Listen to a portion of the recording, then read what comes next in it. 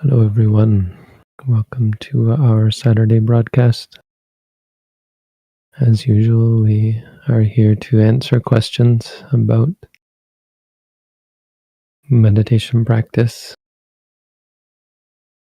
about mindfulness, about applying mindfulness to your daily life, answering questions that are of importance to you, that have some practical importance, where an answer could benefit you spiritually. Again, we're not looking for speculative or philosophical or analytical questions unless you have some real doubt that is bothering you. But well, then, honestly, the best answer is to take the doubt as a meditation object and try to see it as impermanent suffering and non-self. So those are the kind of answers that I'm probably going to give. If you're new here, you can check out our website. It's in the bottom of the screen. And there's a booklet that you can read, and you can consider signing up for the at-home course to be given progressive instruction on how to cultivate mindfulness. There's no video for this session. Instead, we will have the questions put up on the screen. For the first 15 minutes, we'll be collecting questions, so let's just spend the first 15 minutes in silent meditation. You can post your questions whenever you like, and once you've done that, just do some walking, sitting, and we'll be back at 15 minutes after the hour.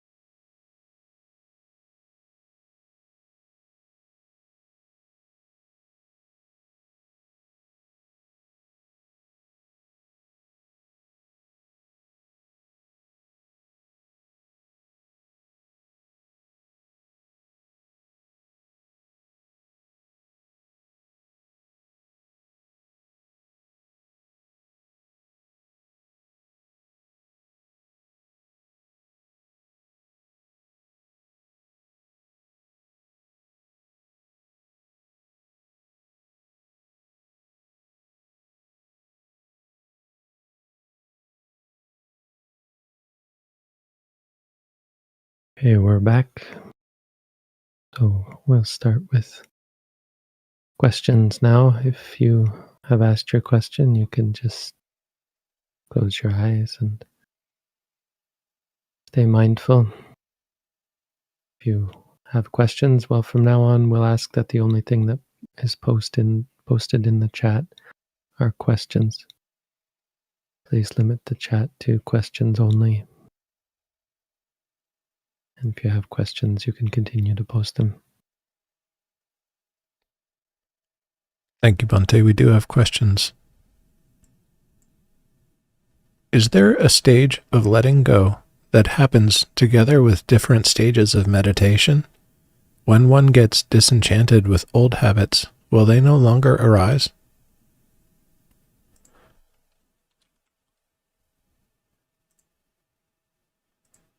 So,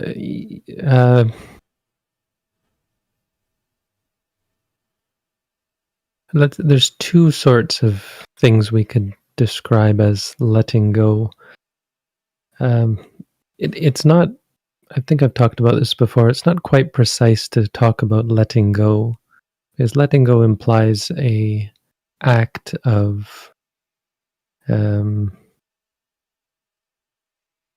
repelling or disconnecting from something, and that's not precisely how it works. The reality is that wisdom prevents the arising of states that are based on ignorance and delusion.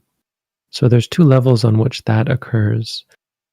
The first level is the temporary, mundane level, and this doesn't even require meditation, but through the stages of insight up until anulomanyana, there is a deeper and successively deeper understanding of impermanent suffering and non-self, which act as wisdom to prevent the arising of the hindrances. But that's temporary, and that wisdom can recede and be replaced by ignorance and wrong views again over time. Not easily, but eventually, potentially can. And the second level, of course, is the attainment of the supermundane, absorption into into nibbana, so taking nibbana as an object. And because of the nature of that cessation experience, the wisdom has eradicated the potential for the arising of certain defilements. So at those stages, there is a letting go on a different level, though it's not exactly letting go, it's the non-arising.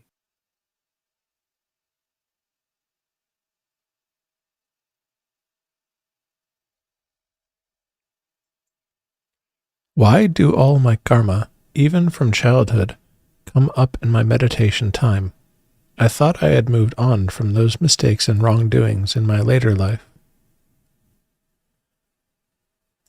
So karma is the action, and if you say comes up, what would come up would be memories of it. Could also be results of it, although the memories are a kind of result. So if you've done bad things in the past, you can feel guilty about them sometimes, feel sad about them, have the stress and the tension because of them.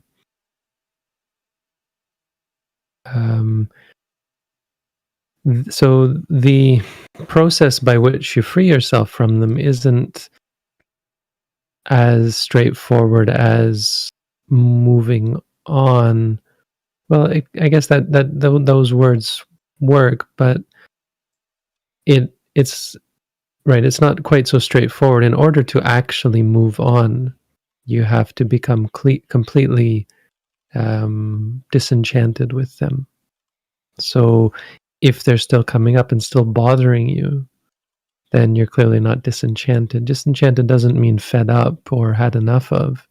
It means completely uninterested in, having lost any capacity to react to, and that requires a familiarity that you're cultivating through this experience that you're describing of having them come up again. So them coming up again, bothering you again, coming up again, bothering you again, eventually leads to a disenchantment.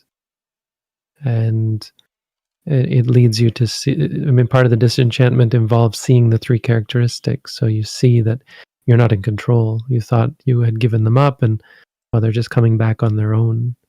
And they're coming back again and again, and it's unpredictable, and it's not the way you want it. And so you see that when you get attached to them, you just create more suffering. When you try to fix them or try to get rid of them, just more and more stress. That experience is the process by which you let go of them.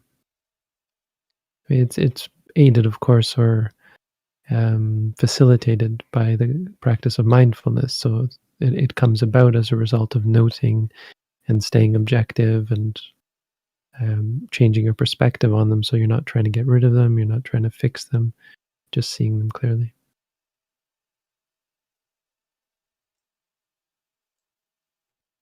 How long should I note an emotion if it doesn't go away before returning to focus on the rising and falling of the stomach?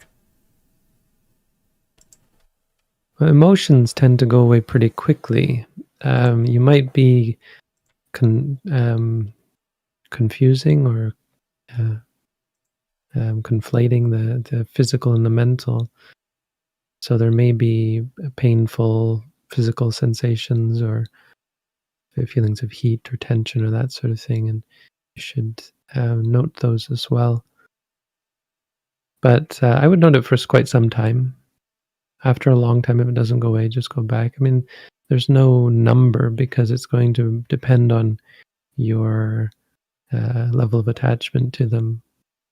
So just try and stay with them for quite some time, and you feel like you're very familiar with it at this point, and it's just not going away, then you can go back. But as I said, emotions are not that sort of thing. They should really dissipate. You just have to be noting the things that are triggering them, because it's usually re-triggering. They come back again and again.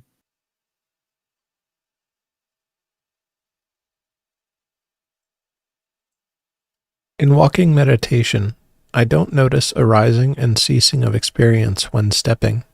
Should I forget about that and just focus on the movement of walking? Yeah, the practice is mindfulness. The seeing arising and ceasing, for example, that's a part of vipassana. The vipassana is what comes from the practice. It's not how you practice. If you're focusing on that, then you're not focusing on mindfulness. Mindfulness is focusing on when the foot begins to move. As soon as you feel it start to move, you say step, being, and then right when it stops. That's what you should be doing.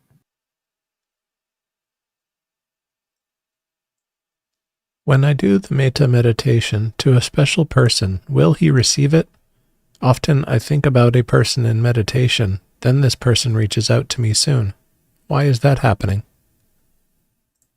I think so. I think there's some sense that there is that sort of connection.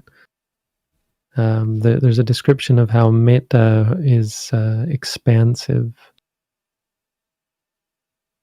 The wholesome is expansive, and evil thoughts, wishing people to suffer and so on, it's not the same because it contracts inwardly. I think that's in the Milinda Panha. It mentions that there's no real concrete doctrine either way. It's important to note that that's not really the point of metta. It's not really the focus. Your focus should be on your state of mind. You're trying to cultivate the qualities that wish people well-being. You aren't, of course, the reason why they suffer or the reason why they feel happiness. They have to deal with those things on their own. What you can influence is your own state of mind. And that's what you try to focus on.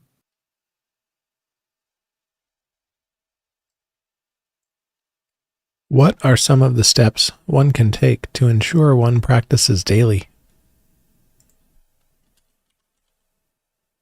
Well, there's a lot of things that obstruct your daily practice. You have to address those. Setting up a schedule can be helpful, a routine. Having a community, people who hold you accountable.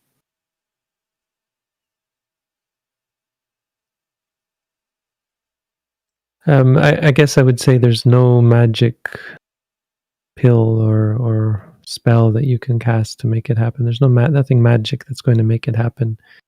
The steps you take are doing it, and that step has to be taken every day. Of course, there's nothing else. You just do it, and if you don't do it, you don't do it. Not because of something else. It's just because you didn't do it.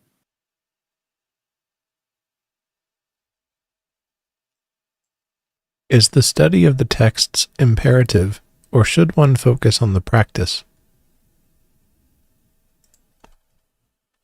I would say one's study of the text should be proportionate to one's practice. If you're practicing a lot, you should undertake some study of the texts. If you're not practicing a lot, you shouldn't undertake a lot of practice of a lot of study of the texts. Sorry. Basically that. Is it imperative? You don't see, the point is, if you're doing a lot of practice without any study or guidance, which could be in the form of study, but much better would be in the form of a teacher, then it's very easy to get off track. The opposite, if you're getting a lot of guidance but you're not practicing, well, it's basically useless, and it can also be a source for misunderstanding because of the lack of clarity in the mind when you're studying.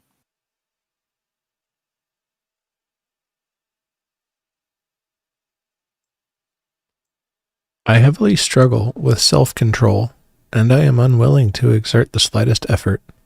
When I make a choice, I betray it hours after. Could meditation help? Yeah, meditation doesn't require you to struggle. It doesn't require you to change things, which kind of makes it easier. It sounds like a bit of a too good to be true sort of thing. But clearly struggling isn't the answer. It doesn't really work. The way the brain, apparently there's scientists that will talk about these sorts of things, that the brain has a much easier time saying yes than saying no. No is a struggle. Yes is not a struggle. So you can never really sustain the no, because it's stressful. It requires exertion, and eventually that part of the brain becomes overworked. And the same doesn't go for saying yes to something. Saying yes when you want to do something. Telling yourself no is harder, and that you see that in practice. That, yeah, as you say, it's a common thing to struggle with self-control. Mindfulness isn't going to fix your problems quickly, but it will provide you with some new perspective. And gradually over time, it being important that you have the perspective that it's going to be gradually over time, it will change how you look at the things that you indulge in, your addictions, even your aversions, your fears, your worries, all those sorts of things. Over time, you're going to see them more clearly, see that they're just causing you stress and suffering, and you'll be less inclined towards them. You'll be inclined towards a more state of being present. So mindfulness doesn't require much. It just requires you be here and now. We normally would think of this sort of situation as being only here and now, like I only just want to do nothing, right? But that's not actually the case. when we say we don't want to do this, we don't want to do that, we just want to sit around and do nothing, we're not actually interested in doing nothing. We're interested in indulging in our likes and dislikes, in our addictions, aversions, worries, fears, etc., etc. Guilt, it might even be. Well, none of those things are nothing, and so all of those things are the problem. Mindfulness, of course, will lead to a somewhat similar state to what we think we're in when we're procrastinating, when we're lazy, that sort of thing. We think we're in this state, but mindfulness will actually lead us to that state where we're not really doing anything or much of anything. We're just being present. And so all these things that we thought were nothing, we get rid of them. The greed, the addiction, the aversion, the guilt, the worry, the fear, all of those things will be tossed. Doesn't mean we'll get up and go and save the world or become rich or famous or anything like that. It means that we'll have a better presence, and the things that we do end up undertaking will be for purpose and benefit to ourselves and others.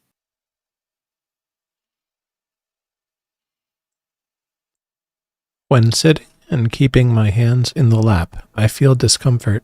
However, when I hold my legs at the point where they are crossed, meditation is much easier. Is it appropriate doing so? So easier is not really what we're interested in.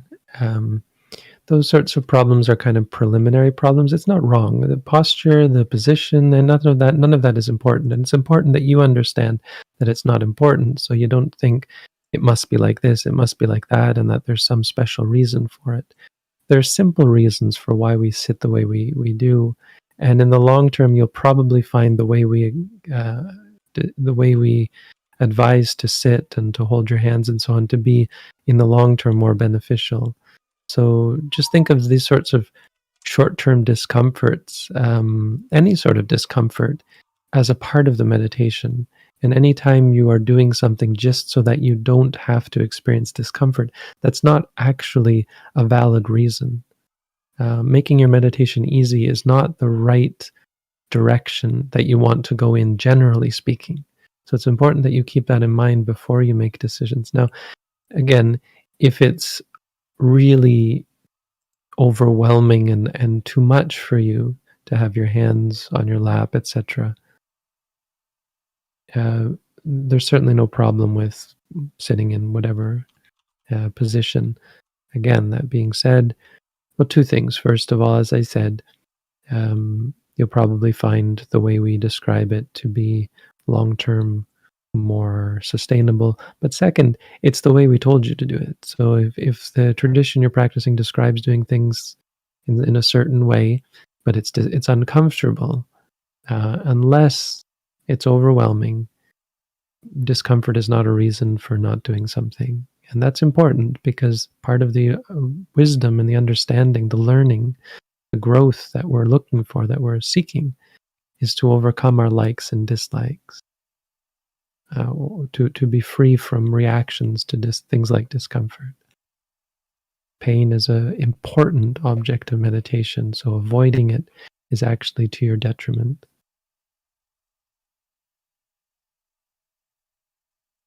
Seems counterintuitive because we're so accustomed to running away from or fixing or avoiding pain, but that's the truth. Mindfulness, part of mindfulness is discomfort, is being present with discomfort, just as it is being present with comfort and pleasure.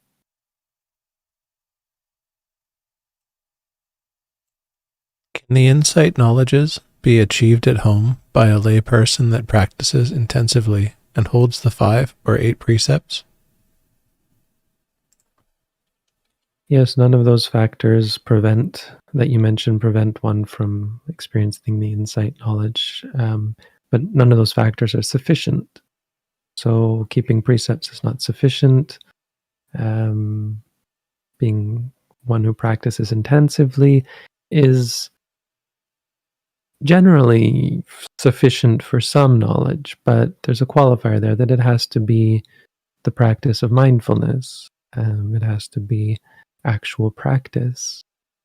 And if it's done without a teacher, it's less likely to conduce to the arising of insight knowledges. So I would recommend practicing under guidance, practicing a particular technique, an established technique. But yes, people who do the at-home course in our tradition, I would say to some extent, generally succeed in causing the insight knowledges to arise.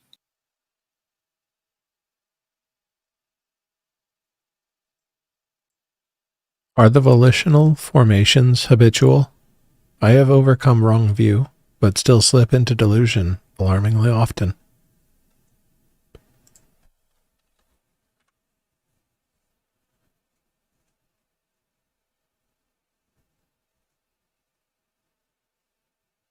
Overcome wrong view. Well, wrong view, let's be a little hard on you, because the wrong view technically is the lack of understanding of the Four Noble Truths. Right view is the understanding of the Four Noble Truths. And if you understand those, technically, completely understand them, there is no such thing as, there's never going to be the arising of delusion. So the fact that you slip into delusion means you have not overcome wrong view. What you perhaps have overcome is intellectual wrong view, which is great. It's good if that's the case, but it's certainly not sufficient to prevent the arising of delusion. If you think that somehow it's just residual, like a habitual residue, no, that's not. So as far as them being, if that's your question about them being habitual, like it's just something that you're going to have to be patient with now that you've overcome wrong view, that's not the case. If you have become a sotapanna and you have eradicated sakaya ditthi, for example, then it certainly is just a matter of time, but it can take up to 7 lifetimes to become completely free from delusion, even for a sotapanna. So I guess I would be a little bit cautious about claiming things like I have overcome wrong view, and have an understanding that really view is sometimes better understood as perspective. If you slip into delusion, you still have wrong perspective, which is another way of translating ditthi. So your perspective on things is still wrong. You're not looking at things the right way, and that's why you become deluded.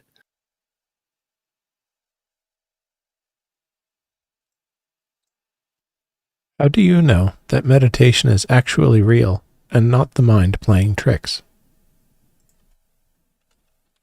Meditation is not real. Meditation is just a concept. It's just a word.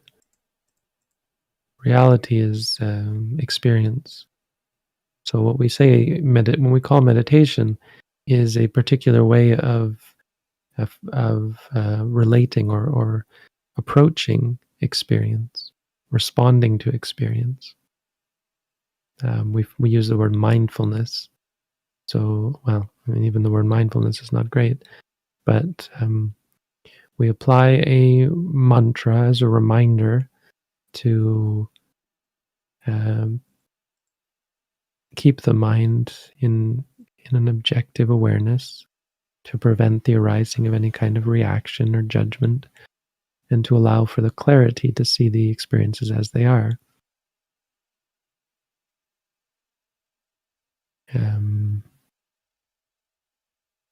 As for seeing things clearly as they are, there are some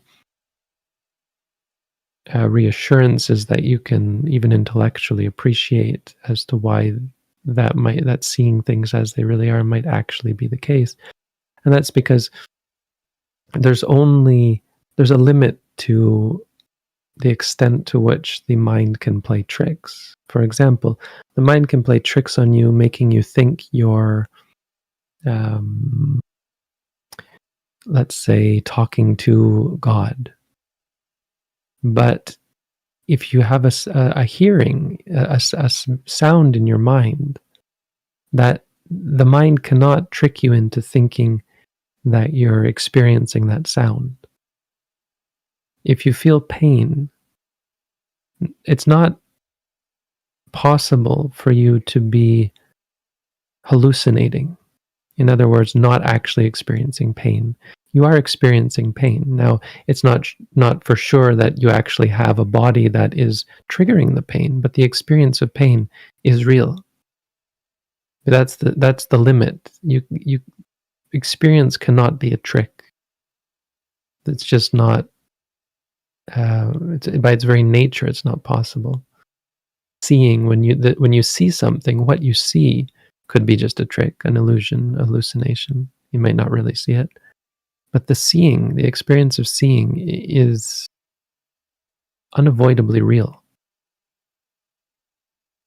And so the clarity that you gain is based on those realities of seeing, hearing, smelling, tasting, feeling, thinking, and seeing how that works, seeing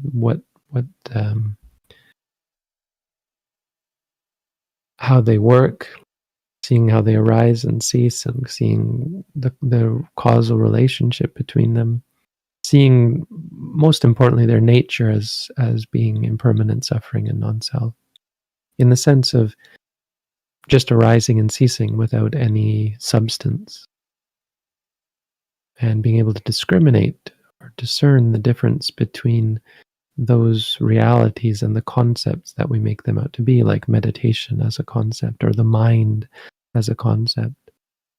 When you can when you can distinguish between those two levels of reality, the conceptual and the experiential, then you're able to approach reality without delusion and free yourself from the deluded reactions of liking and disliking and addiction and aversion and so on.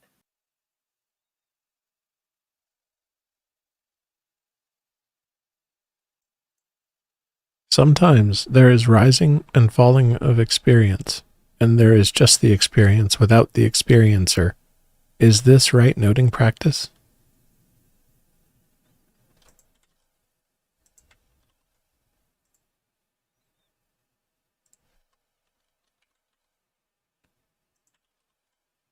So that sounds like a experience that would come from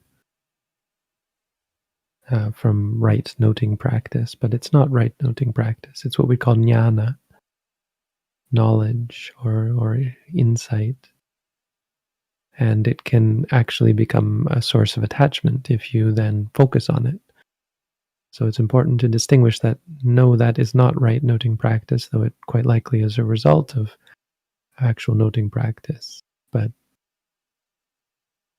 if you take it as an object and somehow try to cultivate it or so on, then you'll stop actually engaging in right noting practice, and so you will cease to progress. Noting practice is the actual practice. It's distinct from any results you might have or not have.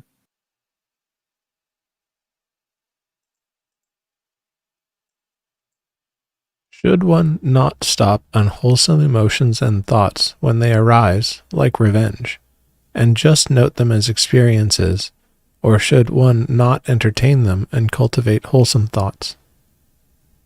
Well, you can do both. In the long term, the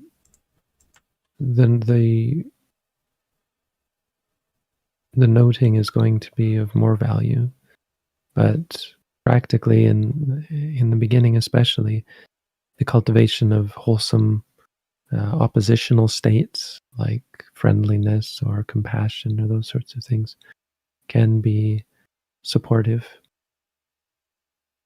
There are various meditations you can do, like friendliness, mindfulness of the Buddha, mindfulness of death, mindfulness of the disgustingness of the body, these sorts of things that can help to straighten out your crookedness in the mind if you're lustful, or if you're fearful, or if you're complacent, or if you're bitter or mean or angry. These various types of meditation can be oppositional. But in the long term, the point is that wisdom is the only thing that's ever going to completely free you from unwholesome inclinations. So that requires mindfulness, that requires objectivity, even with the unwholesome states. You have to come to understand the process, how they cause stress and suffering, and what gives rise to them, and how the arising of them is based on ignorance and delusion. And you have to gain a clarity of mind that prevents them from arising due to its very clarity. That requires mindfulness, so that's going to be more beneficial.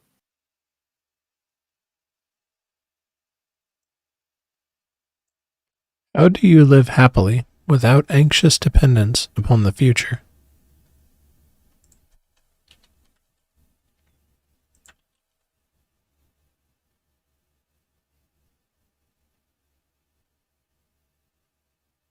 Well, you come to see the stress involved with anxious dependence on the future.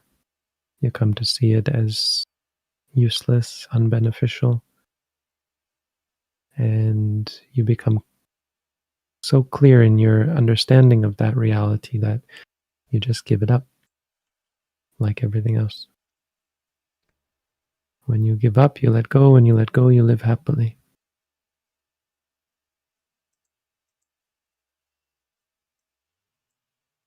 Is it ethical to value one's own interests over others if done mindfully? To what extent is selfishness compatible with mindfulness?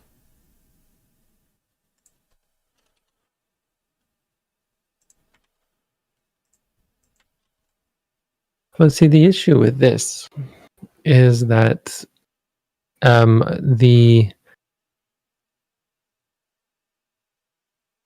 denial of the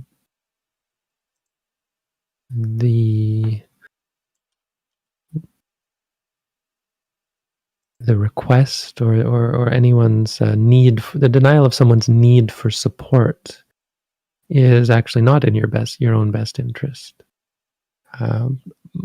Sometimes the denial in the sense of cruelty, when you are doing it out of cruelty, or not when doing it out of cruelty, when it involves cruelty. Now, there are cases where it need not involve cruelty. For example, when your needs outweigh their needs or are in conflict with their needs, then there are cases where you reasonably are unable to you reasonably are able to deny someone's need for support. But in the long term, it's going to be much more compatible, where you're engaging in the support of others is going to be to your own benefit. I think the problem, the problem on both sides is that we overestimate both other people's need for support and our own need for support or for attention. In other words, we think we need more than we actually need, and we tend to think other people need support, usually because they think they do as well. Other people will feel like they need something from us, and we often tend to agree with them only for it to turn out that they didn't actually need us, and it was a waste of our time, and it was actually unbeneficial in the long term because it creates their dependency on us and that sort of thing. So when you gain better clarity, you get a better sense of the right way to act, and you're never going to likely know for sure what is the right thing to do in every instance. Quite often it's quite clear, where you see that someone is just crying for help or is not really in need of support, but is just reacting to their own pain, and rather than dealing with it, they are trying to find someone else to pawn it off on, or to give them the excuse not to have to deal with it, that sort of thing. And on the other hand, you sometimes realize that the only reason that you're denying a request for or a need from someone else is your own attachment to your own pleasure, your own indulgence, or maybe indulgence in cruelty, or annoyance at being asked or being interrupted, or that sort of thing. And you can see that there's in many cases it would be wrong of me to deny this, and in other cases it would be clearly wrong for me to indulge this person's desire for support. And then you find yourself somewhere in the middle where you're not sure, and you just have to make a reasonable, like everything else in life, you have to make a reasonable decision, and mindfulness will help you with that. Mindfulness will help you in all aspects to be able to see the difference between what is important and what is unimportant, what is essential and what is unessential. This is a famous teaching of the Buddha, that you have to be able to see the essential, the difference between the essential and the unessential.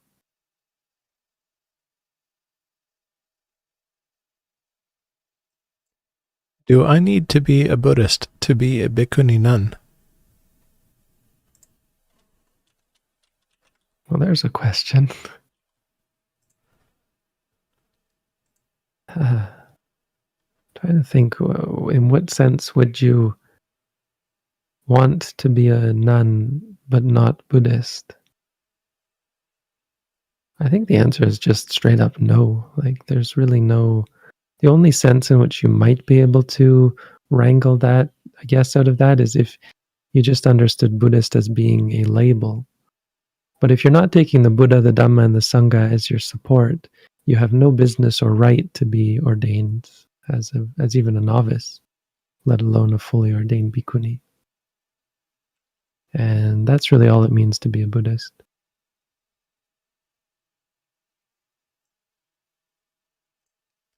If the mind doesn't exist, only momentary mind states, then when we develop the 7 factors, a mind doesn't have 7 factors. Rather, the factors may arise as momentary mind states. Is this correct?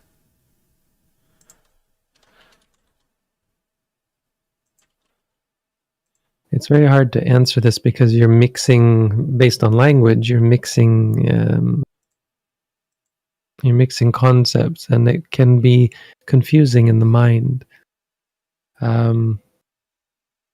It's the kind of question that is trying to get at some theory of reality, what actually exists, and that's not really the best way to go about things. It's enticing, and it's the way that we generally go about these ideas of self and not self and soul and so on. But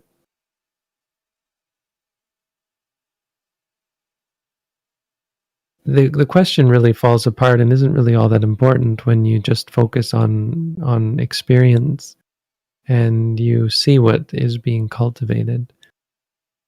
You see what factors are being cultivated and what factors are not being cultivated.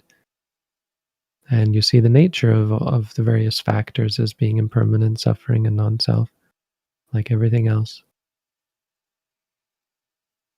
I would say, rather than answer this question in any way, I would point you in that direction to try and focus your attention on ultimate reality, on experience, and try and see what's going on in your experience, and try and appreciate the importance of the arising of certain factors, because that will direct you the way in which to incline your mind. But overall, it's not terribly important to be focused on them.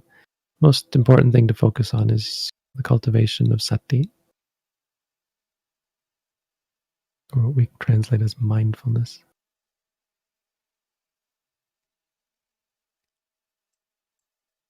Is the pineal gland relevant to meditation?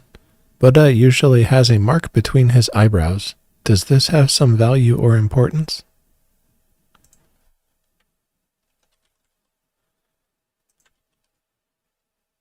Well, certainly the Buddha's entire brain was probably exceptional. But I get the sense that this sort of question is trying to get at whether you should focus your attention on that part of the head. And that's not what you're asking. That's the only way. But that's the only way I could think that it could actually be practically relevant. Because otherwise, what are you asking? Do you need a pineal gland to practice? Likely, you're not asking that. You're likely asking whether, or not asking, but thinking of whether you should focus your attention on it, because that's sometimes what happens. There's a sensation there. And I guess in samatha meditation, that tends to be the area where visualizations arise. Like you might have a kasina, you might see lights or colors or pictures or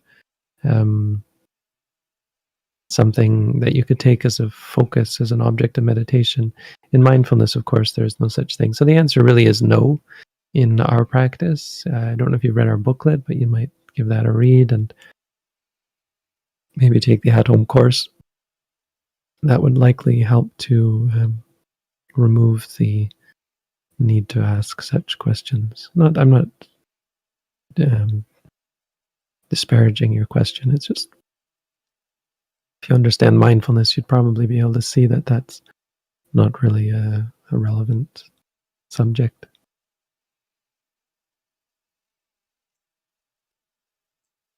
Did the Buddha practice and teach the noting technique as we practice it?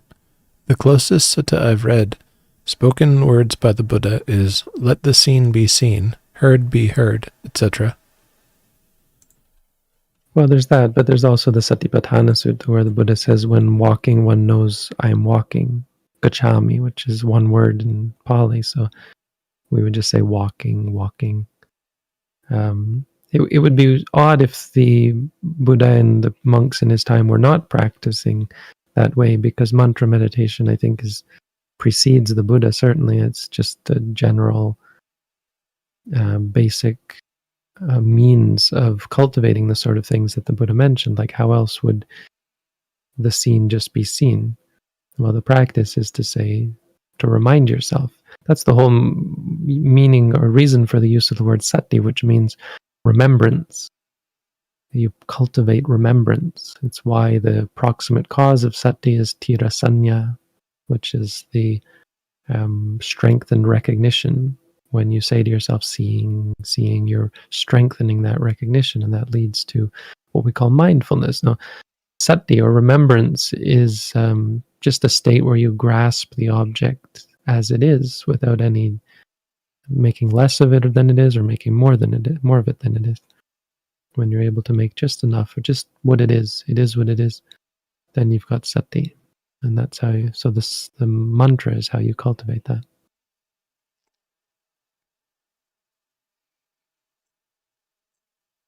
In order to protect my pets and plants from pests, I spray them with various insecticides. The pests die when they come in contact with the substance. Is this considered as breaking the precept?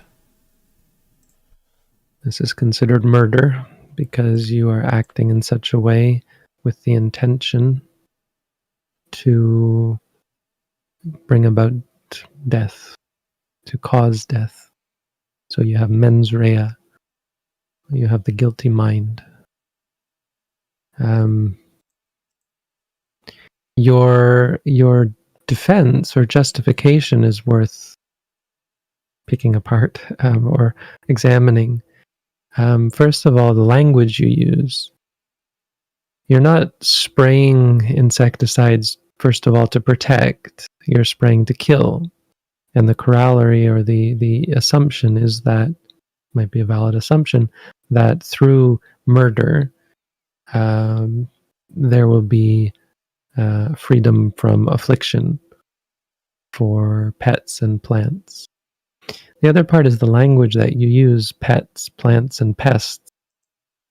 You have put the unfortunate and innocent, maybe not innocent, but the victims of this crime in a pejorative light, calling them pests. They are not pests. They are beings in their own right, who are just trying to get by like everybody else.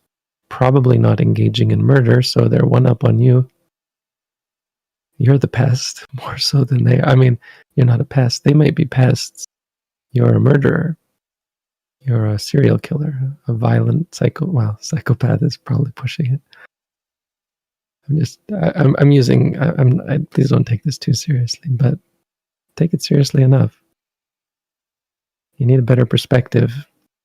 Calling animals pets belies the attachment you have towards them. You have a possessiveness by calling them mine, and by calling them pets, you have given them a positive. You have provided them with some positive assumption that there is something valid that makes their existence and their comfort more valid than the existence and the life of these beings you deem to be pests. Pets and pests. It's just missing an S. And pets are a real issue because of this. We are so attached that we become blinded by our attachment to them, and we're unable to see reason. We will do anything to maintain that state of pleasure that we get by being in association with them. Anytime they are in pain, we suffer as well. And we cling and lust and crave for the comfort that we get from their love and their adoration and their physical contact and that sort of thing. And when they get old and sick, we are, rather than doing what's in their best interest, we are unable to bear, unable to put up with their old age, and we kill them. Just as we killed the pests, we end up murdering our pets as well, and we call it putting them down, so that we don't have to feel so bad about it. But it's murder just the same. And the part about plants, unfortunately there's not much defense there either, because plants are not even sentient. So it's again just your own likely attachment to the plants, liking them, anthropomorphizing them, making them out to be somehow beings in their own right and feeling bad when they suffer. Or they could be vegetables and you require your sustenance from them. Unfortunately, your sustenance is not defense for the murder of other beings either. And there are ways to find more reasonable solutions, more reasonable means of defending yourself and those you care for. And you should look into those, because really it would be in your best interest. I mean, this is certainly creating delusion and cruelty, habits that you might not even be aware you're cultivating, the desensitization to the suffering of others. Even just insects, it starts small. Tokang tokang, drop by drop, the cup becomes full.